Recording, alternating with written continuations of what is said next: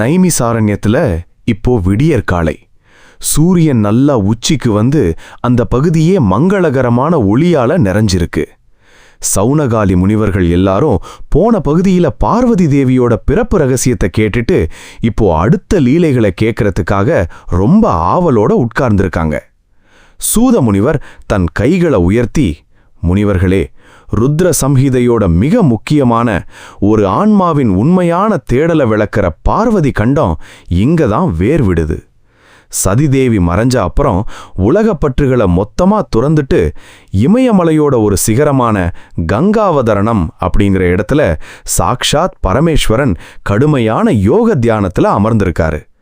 அங்கதான் நம்ம பார்வதி தேவி அவரோட சேவைக்காக புறப்படுறா அப்படின்னு கதையை தொடங்குறாரு. பார்வதி தேவி இப்போ நல்லா வளர்ந்து பருவ மங்கையா நிக்கிறா. நாரத முனிவர் சொன்ன அந்த ரகசியம் அவளோட மனசுக்குள்ள ஓயாம ஓடிக்கிட்டே இருக்கு. என் கணவர் அந்த ஈசன் மட்டும்தான், அவரை அடைய நான் என்ன வேணா செய்வேன்னு முடிவு பண்றா. தன் தந்தை ஹிமவான் கிட்ட போய், அப்பா, நம்ம மலைக்கு வந்திருக்கிற அந்த மகாதேவனுக்கு தினமும் பணிவிடைகள் செய்ய எனக்கு அனுமதி கொடுங்க அப்படின்னு கேக்குறா. ஹிமவானும் தன் மகளோட ஆசைக்காக அவளை கூட்டிக்கிட்டு தியானத்துல இருக்கிற ஈசன் கிட்ட வர்றான். ஈசன் மெல்ல தன் கண்களை திறந்து பார்க்கறாரு. அவரோட முன்னாடி ஹிமவானும் கைகள்ல பூஜை தட்டோடும் பக்தி பணிவோடும் பார்வதி தேவியும் நிக்கிறாங்க. ஈசனுக்கு பார்வதியை பார்த்த உடனே அவ யாருன்னு தெரிஞ்சிடுச்சு. ஆனா அவர் ஒரு மகா யோகி இல்லையா? தன் மனசை தளர விடாம, ஹிமவானே, நீ மட்டும் இங்க வரலாம், ஆனா இந்த நாரியை இங்க கூட்டிக்கிட்டு வராத. ஏன்னா தவம் செய்யற இடத்துல பெண்கள் இருந்தா அது தியானத்தை கலைக்கோன்னு ரொம்ப கண்டிப்பா சொல்றாரு. ஸ்லோகம்: ருத்ர சம்ஹிதை, பார்வதி கண்டம், அத்தியாயம் 12. பார்வதி சிவசேவா. இத்யுக்தா சா ததா தேவி சிவேன பரமாத்மனா உவாச்ச மதுரம் வாக்கியம் சாபிமானம் மனஸ்வினி கிம் த்வயா தப்யதே தேவ கஸ்ய ஹேதோஸ்தபஸ்சர பிரகிருதேஷ்ச பரஸ்துவம் ஹி மன்யசே சேத் விசாரைய. சூத முனிவர் தொடர்ந்து சொல்றாரு. பார்வதி தேவி சாதாரண பொண்ணு மாதிரி பேசல, வேதாந்தத்தோட உச்சகட்ட தத்துவத்தை வச்சு ஈசனுக்கே சவால் விடுறா. நாதா, நீங்க தவம் செய்யற இந்த மலையும் பிரகிருதி தான், உங்க உடம்பும் பிரகிருதி தான். அப்படி இருக்கும்போது என்ன மட்டும் எப்படி தனியா பிரிக்க முடியும்? ஆணும் பெண்ணும் சேர்ந்ததுதான் இந்த உலகம்னு பேசுறா. அவளோட இந்த மகா ஞானத்தை கேட்டு ஈசனே வியந்து போறாரு. அவரோட சம்மதம் கிடைச்சதும் பார்வதி தேவி தினமும் கைலாசநாதனுக்கு பணிவிடை செய்ய ஆரம்பிக்கிறா. அவரோட காலடிய சுத்தம் செய்யறது, பூஜைக்கு வில்வமும் மலர்களும் கொண்டு வர்றதுன்னு ரொம்ப ஆத்மார்த்தமா சேவை செய்யறா. ஆனா ஈசன் அவளோட சேவையை ஏத்துக்கிட்டாரே தவிர அவரோட தியானத்தை அவர் கலைக்கல. அவர் பாட்டுக்கு மகா சமாதியில அசையாம உட்கார்ந்திருக்காரு. இங்கதான் தேவர்களோட கவலை அதிகமாகுது. ஏன்னா தாரகாசுரன் அப்படிங்கிற ஒரு கொடூரமான அரக்கன் பிரம்மகிட்ட இருந்து ஒரு வரம் வாங்கியிருக்கான். என்ன தெரியுமா? சிவனோட நெற்றிக்கண்ணிலிருந்து பிறக்கிற ஒரு மகனால மட்டும்தான் எனக்கு அழிவு வரணும் அப்படிங்கிறது தான் அவனோட வரம். சிவன் இப்போ கல்யாணமே வேணான்னு தவம் செய்யறாரு. பார்வதி தேவி சும்மா சேவை மட்டும் செஞ்சுக்கிட்டு இருக்கா. இவங்க 2 பேரும் எப்போ ஒன்னா சேர்றது, எப்போ தாரகாசுரன் அழியறதுன்னு பயந்து போன தேவர்கள் இப்போ ஒரு பெரிய தப்பான பிளான போடுறாங்க. சிவனோட தியானத்தை எப்படியாவது கலைச்சு அவரோட மனசுக்குள்ள பார்வதி மேல காதலை உண்டாக்கணும்னு முடிவு பண்ணி காமதேவனையும் அவனோட மனைவி ரதியையும் கைலாசத்துக்கு அனுப்பி வைக்கிறாங்க. அங்கதான் அந்த பெரிய விபரீதம் காத்துக்கிட்டு இருக்கு. முனிவர்கள் எல்லாரும் பார்வதியோட சேவையை கேட்டு நெகிழ்ந்து நின்னுக்கிட்டு இருக்கும்போதே மன்மதனோட என்ட்ரிய கேட்டு, சுவாமி, அந்த மன்மதன் சிவனோட தியானத்தை கலைச்சானா? அடுத்து என்ன நடந்துச்சு அப்படின்னு பதற்றத்தோட கேக்குறாங்க. இங்கதான் சூத முனிவர் தன் தியானத்தை கலைக்க முயன்ற மன்மதனை சிவன் எப்படி தன் நெற்றிக்கண்ணை திறந்து ஒரே நொடியில சுட்டெரிச்சாருங்கிற அந்த மகா காமதகன ரகசியத்தை விவரிக்க தொடங்குறாரு. சூத முனிவர் தன் குரலை ரொம்ப கம்பீரமா ஆக்கி ஈசனோட அந்த நெற்றிக்கண் ரகசியத்தை உடைக்க ஆரம்பிக்கிறாரு. முனிவர்களே, தேவர்களோட கட்டளைக்கு இணங்கி காமதேவனான மன்மதன் தன் மனைவி ரதி தேவியோடு அந்த பரமேஸ்வரன் தவம் செய்யற கங்காவதரணம் சிகரத்துக்கு வந்து சேர்றான். அவனோட கையில கரும்பு வில்லும் 5 மலர் அம்புகளும் இருக்கு. ஒட்டுமொத்த பிரபஞ்சத்தையே தன் காம வலையில விழ வைக்கிற மகா அகந்தை அவன்கிட்ட இருக்கு. மன்மதன் அந்த தியான பூமிக்குள்ள நுழைஞ்ச உடனே அங்க ஒரு விசித்திரமான மாற்றம் நடக்குது. காலம் தவறி வசந்த காலம் பிறக்குது. பூக்கள் எல்லாம் திடீர்னு பூத்து குலுங்குது. தென்றல் காற்று இதமா வீசுது. மிருகங்கள் பறவைகள் எல்லாமே காமவயப்பட்டு ஜோடி சேருதுங்க. சரியா அந்த நேரத்துல பார்வதி தேவி ஈசனோட பூஜைக்கு தேவையான தாமரை மலர்களை ஒரு தட்டுல எடுத்துக்கிட்டு ரொம்ப பக்தி பணிவோட ஈசனை நெருங்கி வரா. இதான் சரியான நேரம்னு முடிவு பண்ண மன்மதன் ஒரு மாமரத்து மறைவுல போய் நின்னுக்கிறான். தன் கரும்பு வில்லுல காம அம்புன்னு சொல்லப்படுற அந்த மலர்கணைய தொடுத்து நேரா தியானத்துல இருக்கிற அந்த ஜகத்குரு பரமேஸ்வரனோட நெஞ்ச குறி வச்சு இழுத்து விடுறான். அந்த மலரம்பு போய் ஈசனோட மார்புல படுது. எப்போதும் மகா சமாதியில இருக்கிற அந்த யோகீஸ்வரனோட தியானம் லேசா கலங்குது.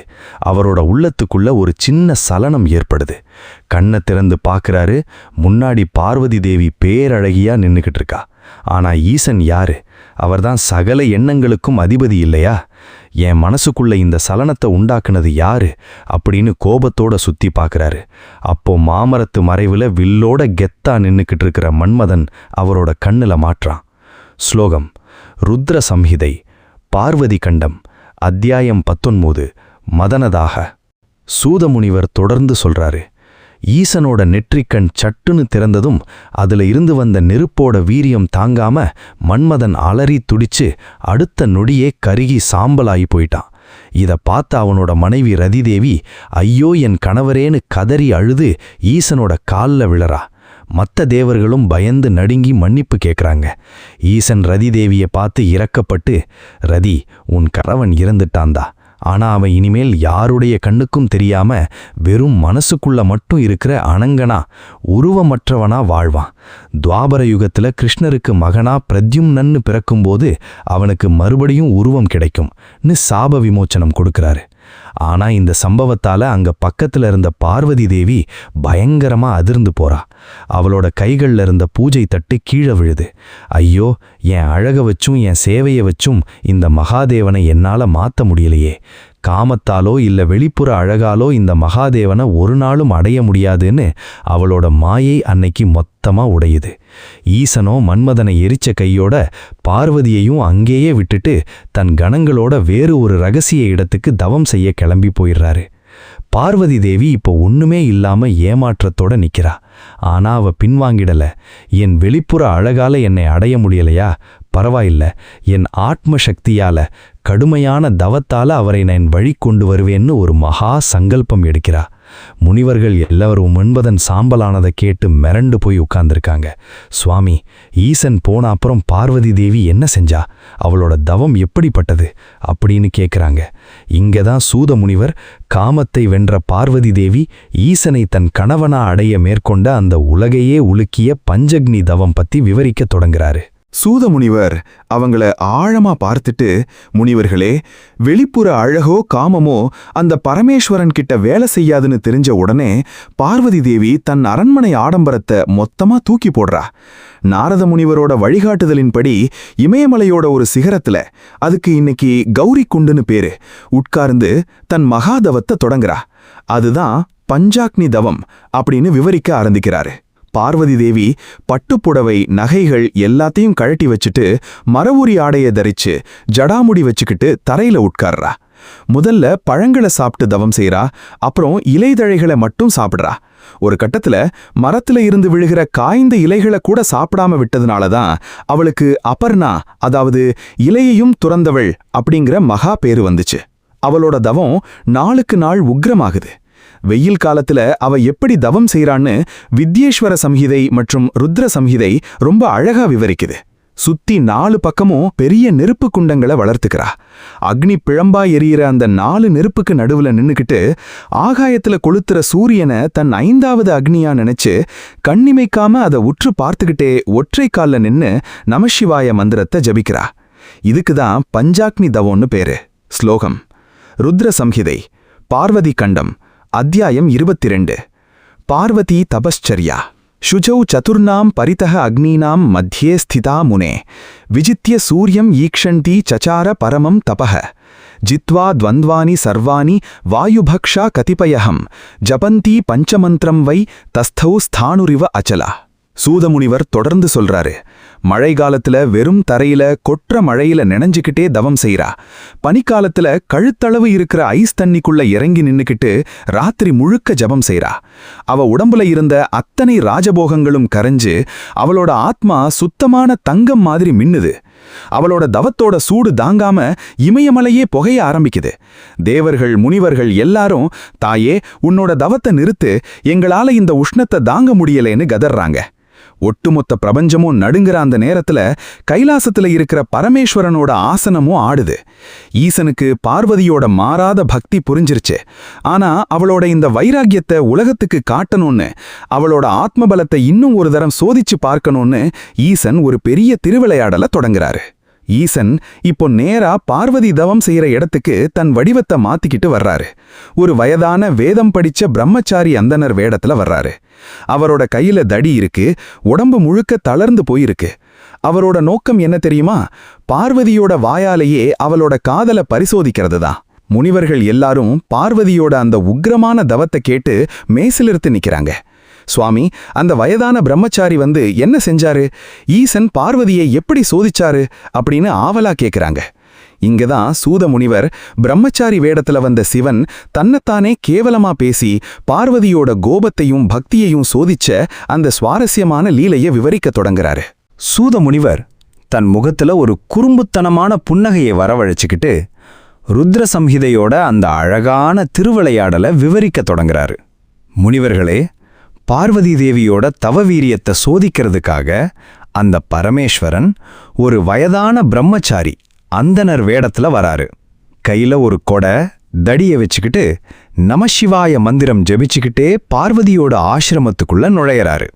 அங்க பராசக்தியா இருக்கிற பார்வதி தேவி வந்திருக்கிறது ஒரு அந்தனர்னு நினைச்சு ரொம்ப பணிவோட அவரோட காலடிகளை வணங்கி உபசரிக்கிறா. அந்த பிரம்மச்சாரி பார்வதியோட ஜடாமுடியையும் அவளோட வாடிப்போன உடம்பையும் பார்த்துட்டு ரொம்ப பரிதாபப்படுற மாதிரி நடிக்கிறாரு.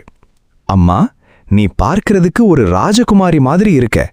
ஆனா இந்த சின்ன வயசுல அரண்மனை சுகத்தை எல்லாம் விட்டுட்டு ஏன் இப்படி உக்கிரமான தவம் செய்யற? நீ எந்த கணவனை அடையணும்னு ஆசைப்படுற அப்படின்னு கேட்கிறாரு.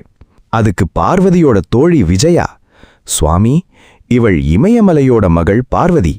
அந்த சிவபெருமானையே தன் கணவனா அடையணும்னு தான் இவ்வளவு கொடூரமான தவம் செய்றா அப்படின்னு சொல்றா. இத கேட்ட உடனே அந்த பிரம்மச்சாரி விழுந்து விழுந்து சிரிக்கிறாரு. தான் வாயை பொத்திக்கிட்டு சிவபெருமான ரொம்ப கேவலமா நிந்தனை செய்ய ஆரம்பிக்கிறாரு. என்னது, அந்த சிவனையா இவ கல்யாணம் பண்ணிக்க போறா? அவனுக்கு கொலம் கோத்திரம் ஏதாச்சும் இருக்கா? எப்போ பார்த்தாலும் சுடுகாட்டுல சாம்பலை பூசிக்கிட்டு கழுத்துல பாம்ப சுத்திக்கிட்டு திரியிற ஒரு பிச்சைக்காரன் அவன். அவனுக்கு உடுத்த துணி கூட கிடையாது, புலித்தோலை தான் கட்டியிருக்கான். எரும மாட்டுல, அதாவது ரிஷபத்துல ஏறி திரியிற அவன் கூட போய் வாழணும்னு உனக்கு எப்படிமா புத்தி போச்சு? என் பேச்ச கேளு, இந்த தவத்தை கைவிட்டுட்டு ஏதாவது ஒரு நல்ல ராஜகுமாரனை கல்யாணம் பண்ணிக்கோ அப்படின்னு ஈசனை பத்தி அடுக்கடுக்கா தப்பு தப்பா பேசுறாரு. ஸ்லோகம். ருத்ர சம்ஹிதை, பார்வதி கண்டம், அத்தியாயம் 28. சிவனிந்த ஸ்ரவணம். இதி ஸ்ருத்வா வச்சஸ்தஸ்ய விரூபாக்ஷஸ்ய பார்வதி உவாச்ச கோபசம்யுக்தா நிந்தகः பிராஹகர்வீதம் மகாதேவஸ்ய தத்வம் ஹி நஜானாசி விமூಢவத் யதாச சர்வலோகேஷः ததாச பிரகடீகிருதः. சூதமுனிவர் தொடர்ந்து சொல்றாரு. பார்வதி தேவியோட கண்கள் இப்போ கோபத்தால சிவக்குது. அவ அந்த பிரம்மச்சாரிய பார்த்து, நிறுத்து உன்னோட பேச்ச. நீ ஏதோ வேதம் படிச்சமேன்னு நினைச்சு நான் உனக்கு மரியாதை கொடுத்தேன். ஆனா நீ சிவ தத்துவத்தோட ஆழம் தெரியாத ஒரு மகா மூடன். ஈசன் சாம்பல் பூசி இருந்தாலும் அவர்தான் சகல ஐஸ்வர்யங்களுக்கும் அதிபதி. அவர் சுடுகாட்டுல இருந்தாலும் அவர்தான் உலகத்தோட வாசம். இங்க பாரு, நீ இன்னும் ஒரு வார்த்தை என் நாதனை பத்தி தப்பா பேசினா நான் சாபம் கொடுத்துடுவேன். சிவனை நிந்தனை செய்யறவனை பார்க்கறதும் பாவம், அந்த பேச்ச கேட்கறதும் பாவம். விஜயா, இவனை முதல்ல இங்கிருந்து கழுத்தை பிடிச்சு வெளியே அனுப்பு. நான் இவனோட முகத்தை பார்க்க விரும்பலன்னு சொல்லிட்டு தன் காதுகளை மூடிக்கிட்டு அங்கிருந்து வேகமா திரும்பி போக பார்க்கறா.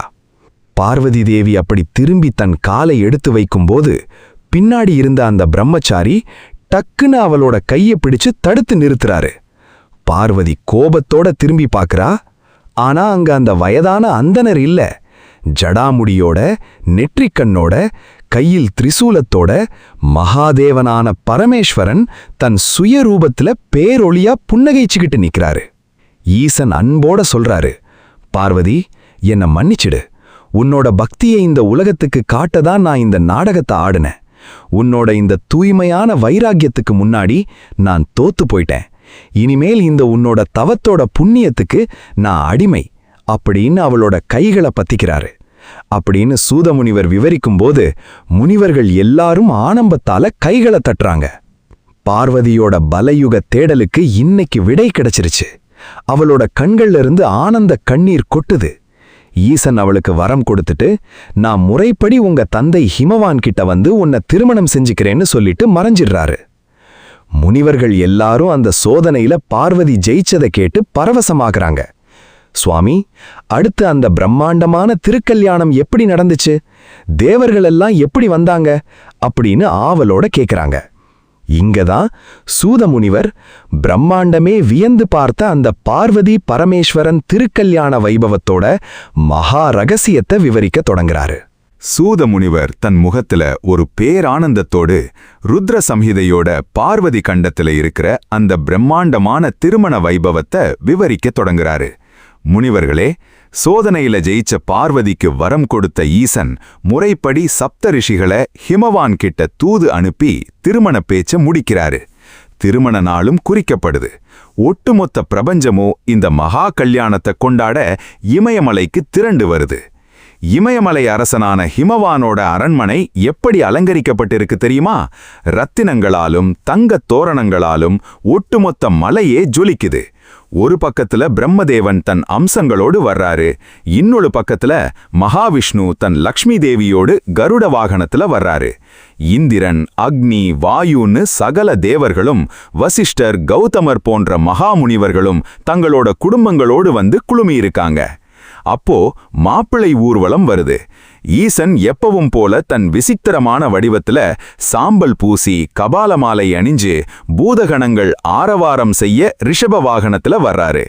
இத பார்த்துட்டு பார்வதியோட அம்மா மேனகாதேவி முதல்ல பயந்து நடுங்குறா.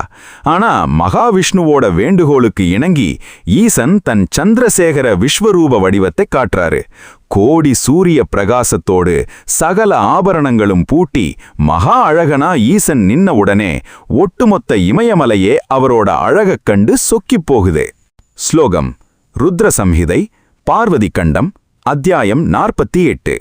பார்வதி பரமேஸ்வர விவாஹா.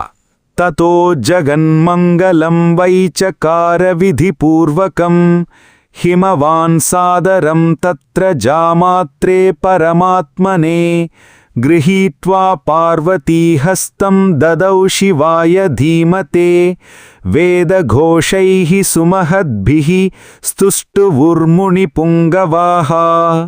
சூதமுனிவர் தொடர்ந்து சொல்றாரு, பிரம்மதேவன் முன்னின்று சகல வேத விதிகளின்படி அக்னி வளர்த்து திருமணத்தை நடத்துறாரு.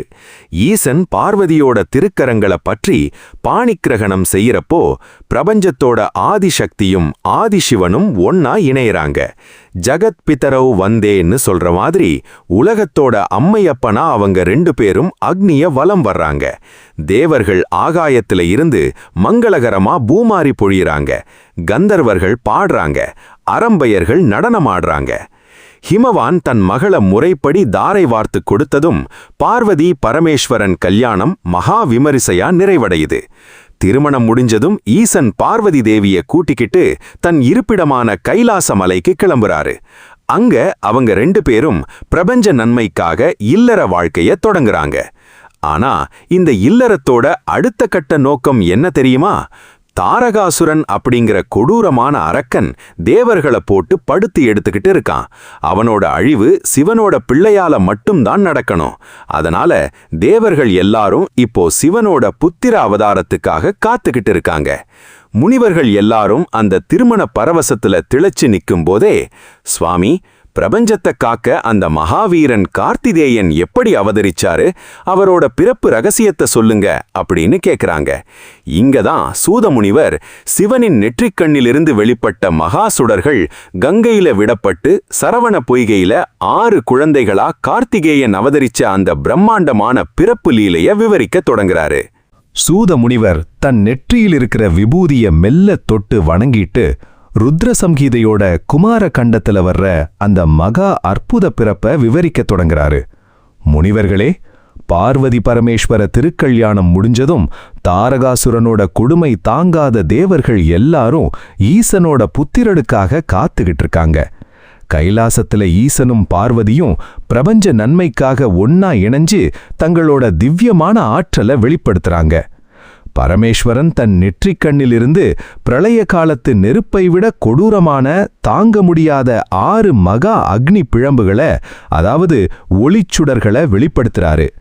அந்த நெருப்போட வீரியத்தை தாங்குற சக்தி இந்த பூமியில யாருக்குமே இல்ல. அதனால ஈசனோட கட்டளைப்படி அக்னி தேவன் அந்த 6 சுடர்களையும் தன் கைகள்ல ஏந்துறான். ஆனா அக்னியாலேயே சிவனோட அக்னியை தாங்க முடியல. அவனோட உடம்பே உருக ஆரம்பிக்குது. உடனே அவன் ஓடிப்போய் அந்த 6 சுடர்களையும் புனிதமான கங்கை நதியில விடுறான்.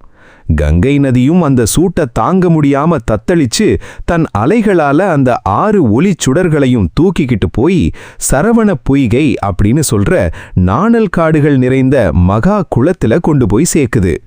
அந்த சரவண பொய்கையில இருக்கிற தாமரை மலர்கள் மேல அந்த 6 சுடர்களும் விழுந்த அடுத்த நொடி அவை 6 தெய்வீக குழந்தைகளா மாறுதுங்க. அந்த 6 குழந்தைகளுக்கு பால் கொடுத்து வளர்க்கிறதுக்காக ஆகாயத்திலிருந்து கார்த்திகை பெண்கள் 6 பேர் பூமிக்கு வராங்க. அவங்க அந்த குழந்தைகளுக்கு பால் கொடுத்து ரொம்ப அன்போடு வளர்க்கறாங்க. இதனால தான் அவனுக்கு கார்த்திகேயன் அப்படின்னு பேர் வந்துச்சு. ஸ்லோகம். ருத்ர சம்ஹிதை, குமாரகண்டம், அத்தியாயம் 2. கார்த்திகேயோத்பத்திஹி. ததோ ஹர ஸ்ரவணே ஜாதக பாலக சூரிய சமப்பிரபக ஷட்வக்த்ர துவாதசபுஜக சர்வலக்ஷண லக்ஷிதக கிருத்திகாபிஷ்ச சம்புஷ்டக ஷண்முகக முனிசத்தமாக கிரீடன்ச விவிதா லீலாஷ்சகார ஜெகதீஸ்வரக. சூதமுனிவர் தொடர்ந்து சொல்றாரு. கைலாசத்துல இருக்கிற பார்வதி தேவிக்கு தன் பிள்ளை சரவண பொய்கையில வளர்ற விஷயம் தெரிய வருது. அவ ரொம்ப ஆசையோடு ஈசனை கூட்டிக்கிட்டு அங்க ஓடி வர்றா. அங்க 6 தாமரை மலர்கள்ல 6 குழந்தைகள் தனித்தனியா கைகாலாட்டி விளையாடிக்கிட்டு இருக்கிறத பார்த்துட்டு பார்வதியோட தாயுள்ளம் பூரிச்சு போகுது. அவ ஓடிப்போய் அந்த 6 குழந்தைகளையும் ஒன்னா சேர்த்து வச்சு கூறி அணைக்கிறா. அவளோட பாசத்தால அந்த 6 உடம்புகளும் ஒன்னா இணைஞ்சு 6 முகங்களும் 12 கைகளும் கொண்ட ஒரே மகா வீரனா முருகனா அவதரிக்கிறான். ஆனா அவனோட உடம்பு ஒன்னானாலும் அவனோட முகங்கள் மட்டும் 6ஆவே நிலைச்சு நிக்குது. இமயமலைக்கும் கைலாசத்துக்கும் இப்ப ஒரு மகா வீரன் கிடைச்சிட்டான். அவனோட அந்த 12 கைகளும் உலகத்தை காக்க துடிக்குது. அவனோட 6 முகங்களும் ஞானத்தை பொழியுது. பார்வதி தேவி தன் பிள்ளைய தூக்கி மடியில வச்சுக்கிட்டு முத்தம் கொடுக்கறா. ஈசன் அவனுக்கு சகல அஸ்திர சாஸ்திரங்களையும் பிரபஞ்சத்தோட மகா ரகசியங்களையும் சொல்லிக் கொடுக்கறாரு. தேவர்கள் எல்லாரும் கார்த்திகேயனோட அவதாரத்தை பார்த்துட்டு தங்களோட கவலைகளை மறந்து ஆரவாரம் செய்றாங்க. ஏன்னா தாரகாசுரனோட மரணம் இப்போ நெருங்கிடுச்சு. கார்த்திகேயன் தேவர்களோட படை தளபதியா பொறுப்பேற்க வேண்டிய நேரம் வந்துருச்சு. முனிவர்கள் எல்லாரும் அந்த 6 முகனோட பிறப்ப கேட்டு மெய் மறந்து நிக்கிறாங்க. சுவாமி, அந்த பாலகன் கார்த்திகேயன் எப்ப போர்க்களத்துக்கு போனா, தாரகாசுரனை எப்படி வதம் செஞ்சான் அப்படின்னு வீரத்தோட கேக்குறாங்க. இங்கதான் சூத முனிவர் தேவர்களோட படை தளபதியா குமரக்கடவுள் பொறுப்பேற்று கொடிய அரக்கனான தாரகாசுரனை தன் மகா வேலால் வதம் செஞ்ச அந்த போர்க்கள காட்சியே விவரிக்க தொடங்குறாரு. முனிவர்கள் எல்லாரும் தங்களோட கைகளை முறுக்கிக்கிட்டு, சுவாமி, அந்த பாலகன் முருகனோட யுத்த காட்சிய சொல்லுங்க அப்படின்னு சூதமுனிவரை நெருங்கி உட்கார்றாங்க. சூதமுனிவர் தன் குரலை நல்ல கம்பீரமாக்கி ருத்ர சம்ஹிதையோட குமாரகண்டத்துல வர்ற அந்த மகா போர்க்கள வரலாற்றை விவரிக்க தொடங்குறாரு. முனிவர்களே, கார்த்திகேயனுக்கு இப்போ 7 வயசு தான் ஆகுது. ஆனா அவரோட உடம்புல இருக்கிறது சாக்ஷாத் சிவனோட அக்னியும் பராசக்தியோட வீரமும் தான். தாரகாசுரனோட அட்டகாசம் தாங்காம தேவர்கள் எல்லாரும் ஓடி வந்து ஈசன் கிட்ட முறையிடுறாங்க. ஈசன் தன் மகன் குமரனை பார்த்து, மகனே, நீ இப்போதே தேவர்களின் படைத்தளபதியா பொறுப்பேற்று அசுரகுலத்தை அழிச்சிட்டு வான்னு கட்டளையிடுறாரு. அன்னையான பார்வதி தேவி தன் மகனோட கைகள்ல தன் ஒட்டுமொத்த ஆத்மசக்தியையும் ஒன்னா திரட்டி உருவாக்குன மகா வீரியம் கொண்ட வெற்றி வேலை கொடுத்து ஆசீர்வதிக்கிறா. கார்த்திகேயன் தேவர்களோட மகா படைய திரட்டிக்கிட்டு போர்க்களத்துக்கு கிளம்புறாரு. இந்த விஷயம் தெரிஞ்ச தக்ஷனோட எதிரியான தாரகாசுரன், என்னது, என்ன அழிக்க ஒரு 7 வயது குழந்தையா வந்திருக்கான் அப்படின்னு ரொம்ப கேவலமா சிரிச்சுக்கிட்டு தன் அசுர படையோடு போர்க்களத்துக்கு வர்றான். கிரௌஞ்சமலைக்கு பக்கத்துல இருக்கிற மைதானத்துல 2 படைகளும் நேருக்கு நேர் மோதுதுங்க. அசுரர்கள் எல்லாரும் பயங்கரமான ஆயுதங்களோடு தேவர்கள் மேல பாயிறாங்க. தாரகாசுரனோட தம்பிகளான சிம்ஹமுகனும் சூரபத்மனும் தங்களோட மாயா சக்திகளால தேவர்களை போட்டு படுத்தி எடுக்கிறாங்க. தேவர்கள் படை பயந்து ஓடத் தொடங்குற நேரத்துல நம்ம குமரகடவுள் தன் மயில் வாகனத்துல ஏறி போர்க்களத்தோட நடுவுல விஸ்வரூபம் எடுத்து நிக்கிறாரு. அவரோட 12 கைகளும் அம்பு மழைய பொழியுது. அவரோட 6 முகங்களும் சிங்கம் மாதிரி கர்ஜிக்குது. வீரபத்ரரும் பூத கணங்களும் அசுரர்களை வெட்டி சாய்க்குதுங்க. கடைசியில தாரகாசுரன் நேரா கார்த்திகேயன் முன்னாடி வந்து சவால் விடுறான். சின்ன பையனே, உன்னை இப்போதே என் கதையால அடிச்சு கொள்றேன் பாருன்னு தன் மகா சக்திகளால போரிடுறான். ஆனா கார்த்திகேயன் அசையல. தன் அன்னை கொடுத்த அந்த மகா வீரியம் கொண்ட வேலை கையில எடுக்கிறாரு.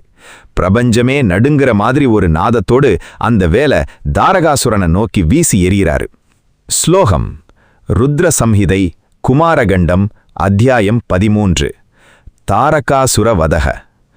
ததோ குஹः பிரஜ்வால தேஜசா ஸ்வேன மந்திரம் முமோச்ச சக்திம் தாம் திவ்யாம் தாரகஸ்ய வதாய வை சா சக்திः பிரஜ்வலந்தி ச சிக்ஷேபதம் மகாசுரம் பபாத சஹதோ பூமௌ வஜ்ராஹதோ வச்சலஹ.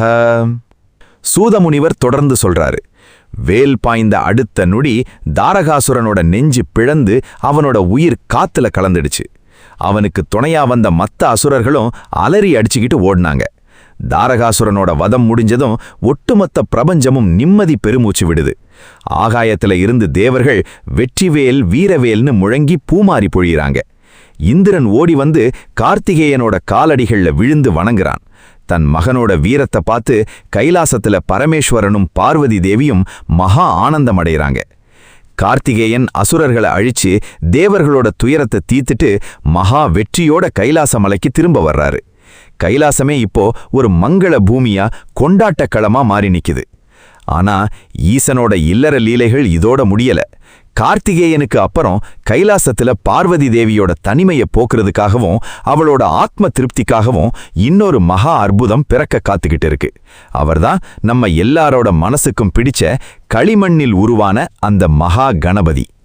முனிவர்கள் எல்லாரும் முருகனோட வீரத்தை கேட்டு பரவசமாகி, சுவாமி, அடுத்து நம்ம ஆனைமுகன் விநாயகர் எப்படி அவதரிச்சாரு, அவரோட அந்த மண்ணில் உருவான லீலைய சொல்லுங்க அப்படின்னு ஆவலோட கேட்கறாங்க. இங்கதான் சூத முனிவர் பார்வதி தேவி தன் உடம்போட நலுங்கு மாவுல இருந்து ஒரு அழகான பாலகனை உருவாக்கி அதுக்கு உயிர் கொடுத்த அந்த மகா விநாயக அவதார ரகசியத்தை விவரிக்க தொடங்குறாரு. சூதமுனிவர் தன் முகத்துல ஒரு தாய்மைக்கே உரிய பாசத்தை வரவழைச்சுக்கிட்டு ருத்ர சம்ஹிதையோட விநாயக் கண்டத்துல வர்ற அந்த உன்னதமான அவதார லீலைய விவரிக்க தொடங்குறாரு. முனிவர்களே, கார்த்திகேயன் அசுரர்களை அழிக்க கிளம்பி போன அப்புறம் கைலாசத்துல பார்வதி தேவி ஒரு நாள் நீராட, அதாவது குளிக்க தயாராகிறா. ஆனா கைலாசத்துல இருக்கிற சிவனோட பூதகணங்களான நந்தி, பிரிங்கி எல்லாரும் ஈசனோட ஆட்கள்ங்கிறதுனால அவங்க தேவியோட பேச்சை விட ஈசனோட கட்டளைக்கு தான் கட்டுப்படுவாங்க. பார்வதி தேவி குளிக்க போகும்போது நந்தி கிட்ட, நந்தி, நான் உள்ளே போறேன், நான் வர்ற வரைக்கும் யாரையும் உள்ளே விடாதேன்னு சொல்லிட்டு போறான். ஆனா சரியா அந்த நேரத்துல தியானம் முடிஞ்சு வர்ற சிவபெருமான் நந்திய கடந்து நேரா உள்ளே போயிடுறாரு. நந்தியால ஈசனை தடுத்து நிறுத்த முடியல. உள்ளே ஆடை களைந்து நீராடிக்கிட்டு இருக்கிற பார்வதி திடீர்னு ஈசன் உள்ளே வந்த உடனே ரொம்ப சங்கடப்பட்டு போறா. ஐயோ, நமக்காக நம்ம பேச்ச மட்டும் கேட்டு வாசல்ல நிக்கிறதுக்குன்னு ஒரு சொந்த பிள்ளை இல்லையேன்னு அவளோட தாய் உள்ளம் ரொம்ப ஏங்குது. உடனே அவ ஒரு மகா முடிவெடுக்கிறா. தான் நீராடுவதற்காக உடம்பு முழுக்க பூசியிருந்த அந்த புனிதமான நலுங்கு மாவை அதாவது சந்தனம் மற்றும் மூலிகைகள் கலந்த மாவை தன் கைகளாலேயே அள்ளி எடுக்கிறா. அதை வச்சு சகல லட்சணங்களும் பொருந்திய மகா தேஜஸ் நிறைஞ்ச ஒரு அழகான ஆள் பாலகனோட உருவத்தை செய்யறா. அந்த பொம்மைக்கு தன் ஆத்ம சக்தியை கொடுத்து, மகனே விழித்துக்கொள் அப்படின்னு அருள் பண்றா. அடுத்த நொடியே அந்த மாட்டு பொம்மை ஒரு நிஜ குழந்தையா மகா பலசாலியான பாலகனா உயிர் பெற்று எழுந்து நிக்குது. ஸ்லோகம் ருத்ர சம்ஹிதை விநாயக் கண்டம் அத்தியாயம் 13 கணேஷோத்பத்தி. சூதமுனிவர் தொடர்ந்து சொல்றாரு, அந்த பிள்ளை எழுந்திருச்சு நின்னு, அம்மா என் அன்பான தாயே, எனக்கு என்ன கட்டளை, நான் என்ன செய்யணும் அப்படின்னு ரொம்ப பணிவோட கேக்குறான். பார்வதி தேவி அவனை வாரி அணைச்சு முத்தம் கொடுத்து, மகனே நீதான் என் செல்ல பிள்ளை, நான் இப்போ அந்த புறத்துல நீராட போறேன், நீ இந்த கையில ஒரு தடிய வச்சுக்கிட்டு வாசல்லையே நில்லு. என் அனுமதி இல்லாம அவன் எப்பேற்பட்ட ஆளா இருந்தாலும் சரி இந்த வாசல் படியை தாண்டி உள்ளே விடக்கூடாது அப்படின்னு கட்டளையிடுறான். அந்த பாலகனும், சரியம்மா, என் உயிர் போனாலும் உங்க கட்டளைய நான் மீற மாட்டேன்னு சொல்லிட்டு வாசல்ல ஒரு சிங்கம் மாதிரி நெஞ்ச நிமிர்த்தி கையில தடியோட காவலுக்கு நிக்கிறான். அவன்தான் பிரபஞ்சத்தோட முதல் காவலன். அவனுக்கு தன் அன்னை பார்வதியை தவிர இந்த உலகத்துல வேற யாரையுமே தெரியாது. ஏன் தன் தந்தையான சாட்சாத் பரமேஸ்வரனை கூட அவனுக்கு தெரியாது. சரியா அந்த நேரத்துல தான் எப்பவும் போல தன் உலகத்தை மறந்து காலாண்டு கால தியானத்தை முடிச்சிட்டு சிவபெருமான் ரொம்ப சாந்தமா அந்த புறத்தை நோக்கி வர்றாரு. ஆனா வாசல்ல நிக்கிற அந்த புது பையன் சிவனோட மார்புல தன் தடிய வச்சு, நில்லுங்க, உள்ளே போகக்கூடாது, இது என் அம்மாவோட உத்தரவு அப்படின்னு கர்வத்தோட சிவனையே தடுத்து நிறுத்துறான். இங்கதான் கைலாசமே அதிர போற அந்த பெரிய திருவிளையாடல் தொடங்க போகுது. முனிவர்கள் எல்லாரும் விநாயகரோட அந்த தைரியத்தை கேட்டு, சுவாமி, வாசல்ல நின்னது சாட்சாத் மகாதேவன் இல்லையா? அந்த பாலகன் சிவனை தடுத்த உடனே ஈசனுக்கு கோபம் வரலையா? அடுத்து என்ன நடந்துச்சு அப்படின்னு நெஞ்சு பதற கேக்குறாங்க. இங்கதான் சூதமுனிவர் ஈசனையே வாசலில் தடுத்த விநாயகருக்கும் சிவனின் பூதகணங்களுக்கும் நடந்த மகா போரையும் அதன் விளைவாக விநாயகரின் தலை துண்டிக்கப்பட்ட அந்த அதிரடி லீலையையும் விவரிக்க தொடங்குறாரு. முனிவர்கள் எல்லாரும் நெஞ்சு பதற, சுவாமி, அந்த பாலகனுக்கும் பரமேஸ்வரனுக்கும் நடுவுல என்ன நடந்துச்சு அப்படின்னு சூதமுனிவரோட வாயையே பார்த்துக்கிட்டு இருக்காங்க. சூதமுனிவர் தன் குரலை நல்லா கம்பீரமாக்கி கைலாசமே அதிர்ன அந்த மகா யுத்த காட்சியை சொல்ல ஆரம்பிக்கிறாரு. முனிவர்களே, வாசல்ல நின்ன பாலகன் ஈசனையே தடுத்து நிறுத்தின உடனே முதல்ல ஈசன் ரொம்ப நிதானமா, மகனே, நான் தான் இந்த இல்லத்தோட நாதன், பார்வதியோட கணவன், என்ன உள்ள போக விடு அப்படின்னு சொல்றாரு. ஆனா அந்த பிள்ளை, நீங்க யாரா இருந்து எனக்கு என்ன, என் அம்மாவோட உத்தரவை மீறி ஒரு அடிய கூட உள்ள வைக்க முடியாதுன்னு ஈசனையே தடியால அடிச்சு விரட்டுறான். இத பார்த்த உடனே சிவனின் பூதகணங்களான நந்தியும் பிரிங்கியும் ஓடி வந்து அந்த பையனோட சண்டைக்கு நிக்கிறாங்க. ஆனா பார்வதி தேவியோட ஆத்மசக்தியால உருவான அந்த பாலகன் ஒற்றை தடிய வச்சுக்கிட்டு ஒட்டுமொத்த பூதகணங்களையும் அடிச்சு துவம்சம் பண்றான். இந்திரன், குபேரன் போன்ற தேவர்கள் வந்து மோதி பார்க்கறாங்க, எல்லாரையும் தூக்கி அடிக்கிறான். கடைசியில தன் கணங்களெல்லாம் அடிபட்டு கிடக்கிறத பார்த்த உடனே அந்த பரமேஸ்வரனுக்கு கோபம் தலைக்கேறுது. அவரோட முக்கண்களும் செவக்குது. தன் கையில் இருக்கிற மகாவீரியம் கொண்ட திரிசூலத்தை எடுத்து அந்த பாலகனை நோக்கி வீசுறாரு. அந்த திரிசூலம் பாய்ந்து அந்த பாலகனோட தலைய ஒரே நொடியில துண்டிச்சு எறியுது. பிள்ளையோட தலை துண்டிக்கப்பட்டு கீழே விழுந்த சத்தம் கேட்டு நீராடி முடிச்சிட்டு வரல பார்வதி தேவி ஓடி வர்றா. அங்க ரத்த வெள்ளத்துல தலையில்லாம கிடக்கிற தன் செல்ல பிள்ளைய பார்த்த உடனே அவளோட தாய் உள்ளம் சுக்கு நூறா உடையுது. அவளோட துக்கம் அடுத்த நொடியே மகா காளியோட ஆக்ரோஷ கோபமா மாறுது. என் பிள்ளைய கொன்ன இந்த உலகமே எனக்கு தேவையில்லை, அண்ட சராசரங்களையும் இப்போதே அழிக்கப் போறேன்னு சொல்லி நவ துர்க்கைகளையும் மகா சக்திகளையும் உருவாக்குறா. பிரபஞ்சமே நடுங்க ஆரம்பிக்குது. ஸ்லோகம் ருத்ர சம்ஹிதை கணகண்டம் அத்தியாயம் 17 கஜமுகஸ்தாபனம். ததோ தேவாஷ்ச முனயः சங்கரம் பிரணிபத்யச்ச மேனாநாதம் சமாஸ்வாஸ்ய प्रोचुवै सादरं मुनये गजवक्त्रं समानाय्य योजयामास वै सुते ततः सह सजीवो जातः शिवपुत्रो विनायकः. சூதமுனிவர் தொடர்ந்து சொல்றாரு, பார்வதியோட கோபத்தை தணிக்கணும்னா அந்த பிள்ளைக்கு மறுபடியும் உயிர் கொடுத்தே ஆகணும்னு பிரம்மாவும் விஷ்ணுவும் ஈசன் கிட்ட முறையிடுறாங்க. ஈசனும் சாந்தமாகி தன் கணங்களை பார்த்து, நீங்க இப்போதே வடதிசை நோக்கி புறப்படுங்க, அங்க முதல்ல எந்த உயிர் வடக்கு நோக்கி தலை வச்சு படுத்திருக்கோ அதோட தலைய கொய்து கொண்டு வாங்கன்னு உத்தரவிடுறாரு. கணங்கள் தேடி போகும்போது ஒரு மகா யானை கஜம் வடக்கு நோக்கி தலை வச்சு படுத்திருக்கு. அதோட தலைய கொய்து எடுத்துட்டு வர்றாங்க. ஈசன் அந்த யானை தலைய அந்த பாலகனோட உடம்புல வச்சு தன் ஆத்ம சக்திய பாய்ச்சு உயிர் பெற்று எழு அப்படின்னு அருள் பண்றாரு. அடுத்த நொடியே அந்த பிள்ளை தூங்கி எழுந்திருக்கிற மாதிரி கம்பீரமா ஆனை முகத்தோட கஜானனா உயிர் பெற்று எழுந்து நிற்கிறான். தன் முன்னாடி நிற்கிற ஈசனையும் பார்வதியும் பார்த்து மகா கணபதி கை கூப்பி வணங்குறான். தன் பிள்ளை உயிர் பிழைச்சத பார்த்த உடனே பார்வதி தேவி ஓடி வந்து அவனை கட்டி பிடிச்சு தன் தும்பிக்கையில முத்தம் கொடுத்து தன் கோபத்தை மொத்தமா கைவிடுறா. ஈசன் அந்த பிள்ளைய தூக்கி தன் மடியில உட்கார வச்சுக்கிட்டு, மகனே, நீ சாதாரண பிள்ளை இல்ல, உன்னோட இந்த ஆணை முகம்தான் இனிமேல் இந்த உலகத்தோட மங்கள வடிவமா இருக்கும். இந்த உலகத்துல எப்பேற்பட்ட காரியத்தை தொடங்குறதா இருந்தாலும் உன்னை முதல்ல கும்பிட்டு தொடங்கினாதான் அதுல வெற்றி கிடைக்கும்னு மகா வரம் கொடுக்கறாரு. கைலாசமே இப்போ அந்த ஆணை முகத்தோட மங்கள வடிவத்தை பார்த்து பேரானந்தமடையுது. கவலையோட இருந்த பிரபஞ்சத்துக்கு இப்போ ஒரு முழுமுதற் கடவுள் கிடைச்சிட்டான். முனிவர்கள் எல்லாரும் விநாயகரோட அந்த மறுபிறவி லீலையை கேட்டு தங்களோட கைகளை குவித்து வணங்குறாங்க. சுவாமி, அந்த பாலகன் எப்படி கணாதிபதி பட்டம் வாங்கினார்? அவனுக்கும் கார்த்திகேயனுக்கும் நடுவுல நடந்த அந்த உலக வலம் வந்த போட்டி என்ன அப்படின்னு ஆவலோட கேட்கறாங்க. இங்கதான் சூத முனிவர் விநாயகரும் கார்த்திகேயனும் உலகை வலம் வந்த அந்த சுவாரஸ்யமான இறுதிப் போட்டியை விவரிக்க தொடங்குறாரு. சௌனகாதி முனிவர்கள் எல்லாரும் அப்படியே தங்களோட கைகளை கூப்பிக்கிட்டு ருத்ர சம்ஹிதையோட இந்த இறுதி பகுதியை கேட்க தயாராகிறாங்க. சூதமுனிவர் தன் ஆசனத்திலிருந்து எழுந்து தன் குரலை ரொம்ப பரவசத்தோடும் ஞானத்தோடும் மாத்தி விவரிக்க தொடங்குறாரு.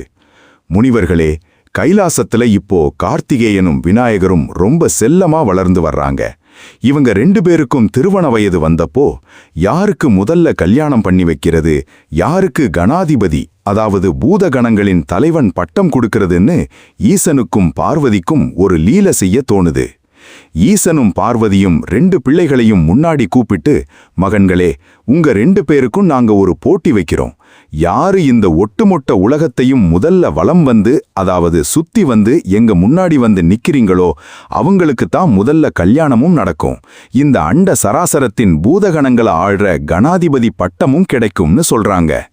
இத கேட்ட உடனே மகாவீரனான கார்த்திகேயன், நான் தான் இந்த உலகத்தை முதல்ல சுத்தி வருவேன்னு தன் வேகமான மயில் வாகனத்துல ஏறி டக்குன்னு பறந்து போயிடுறாரு.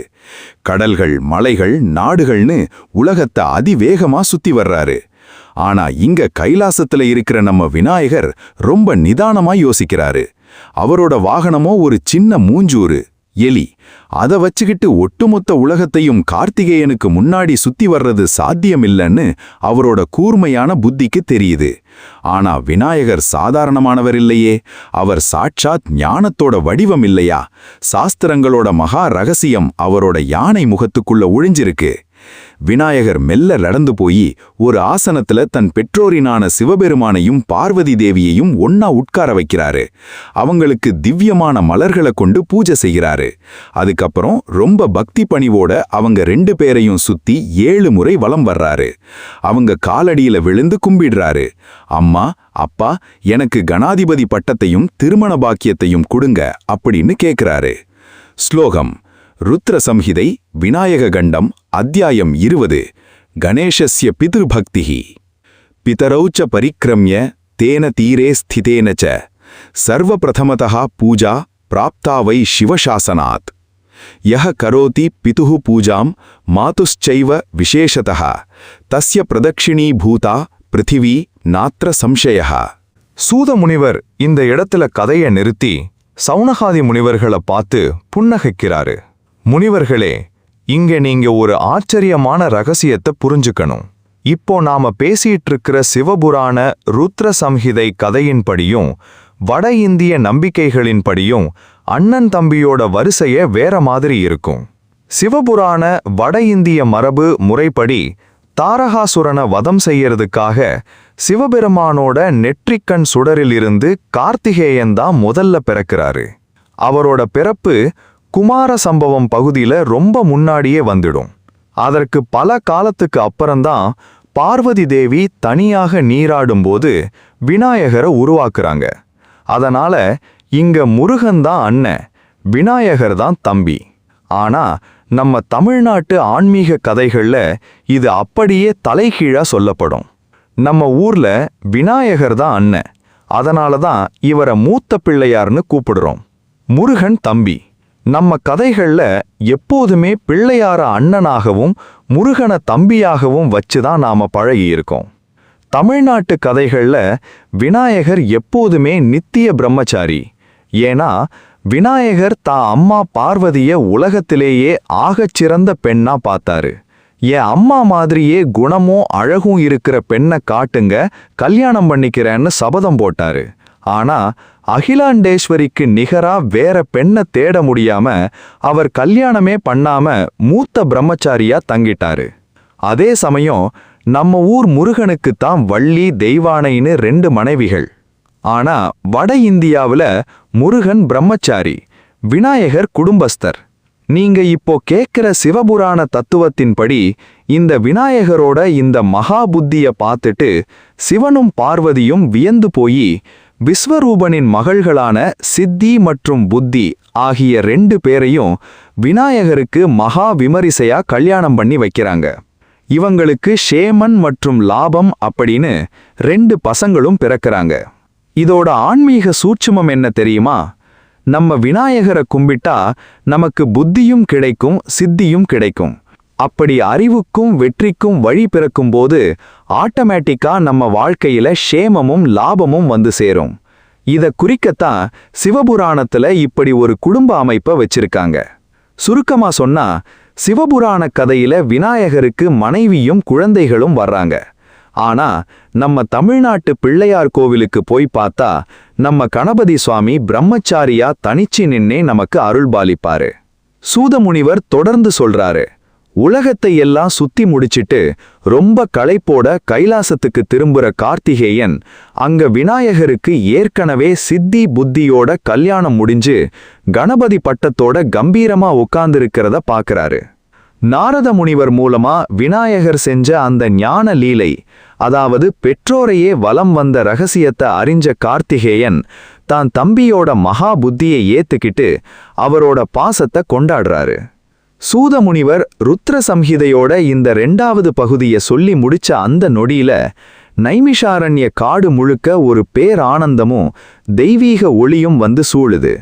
சௌனகாதி முனிவர்கள் எல்லாரும் தங்களோட கைகளை கூப்பிக்கிட்டு அந்த அம்மையப்பனோட விஸ்வரூப தரிசனத்தை மனக்கண்ணுல பார்த்து உறைஞ்சு நிக்கிறாங்க. இந்த 10 பகுதிகளையும் வாசிச்சிட்டு வந்த வாசகரே, இந்த ருத்ர சம்ஹிதையோட பயணம் உங்க ஆன்மாவுக்கு ஒரு பெரிய மங்களத்தை கொடுத்திருக்கணும். பார்வதியோட பஞ்சாக்னி தவம் நமக்கு வைராகியத்தை சொல்லிக் கொடுக்குது. கார்த்திகேயனோட வேல் நமக்குள்ள இருக்கிற அசுர குணங்களை அழிக்கும் வீரத்தை தருது. விநாயகரோட லீலை இந்த உலகத்துல நம்மை பெற்ற பெற்றோரை விட பெரிய தெய்வம் எதுவுமே இல்லைங்கிற ஆகச்சிறந்த வாழ்க்கை ஞானத்தை கற்றுக் கொடுக்குது. அது வட இந்திய மரபாக இருந்தாலும் சரி, நம்ம தமிழ்நாட்டு மரபாக இருந்தாலும் தத்துவத்தின் நோக்கம் ஒன்றுதான். ருத்ர சம்ஹிதையோட இந்த மகா காவியம் இத்துடன் நிறைவடைஞ்சாலும் உங்களுக்குள்ள இருக்கிற ஆன்மீக தேடல் இதோட நிக்கக்கூடாது. உங்களுக்குள்ள இருக்கிற சிவ தத்துவத்தையும் பராசக்தியையும் தினமும் தியானியுங்கள். எப்போதும் உங்க நான் நயம்பட உருகி சொல்லுங்கள், தென்னாடுடைய சிவனே போற்றி, எந்நாட்டவர்க்கும் இறைவா போற்றி.